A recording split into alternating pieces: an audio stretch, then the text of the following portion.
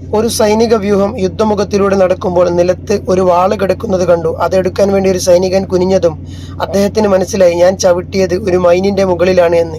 തന്റെ കാൽ പുറകോട്ട് വലിച്ചാൽ ഉഗ്രസ്ഫോടനമുണ്ടാകും. തന്റെ സഹപാഠികളെല്ലാം മരണപ്പെടും. ഇനി എന്തു ചെയ്യും? അദ്ദേഹം എന്ത് ചെയ്യണമെന്നറിയാതെ പകച്ചു നിന്നു. ഇത് കണ്ടതും ക്യാപ്റ്റൻ മുന്നോട്ട് വന്നു. എന്നിട്ട് അത് എന്ത് തരം മൈനാണ് എന്ന് കുഴിച്ചു നോക്കാൻ വേണ്ടി പറഞ്ഞു. എന്നിട്ട് എല്ലാം മനസ്സിലായി. അദ്ദേഹം മറ്റു പട്ടാളക്കാരോട് പുറകിലേക്ക് മാറി നിൽക്കാൻ വേണ്ടി ആവശ്യപ്പെട്ടു. എന്നിട്ട് ഈ പട്ടാളക്കാരനോട് ഞാൻ എണ്ണിത്തീരുന്നത് വരെ കാത്തു നിൽക്കാനും അതിനുശേഷം പെട്ടെന്ന് കാൽ വലിച്ച് പുറകോട്ട് ഓടാനും പറഞ്ഞു. അദ്ദേഹത്തിന് ക്ഷമയുണ്ടായില്ല. അദ്ദേഹം പെട്ടെന്ന് പുറകോട്ട് ഓടി രക്ഷപ്പെട്ടു. ഒന്നും സംഭവിച്ചില്ല. ഭാഗ്യം. ക്യാപ്റ്റന് ദേഷ്യം വന്നു.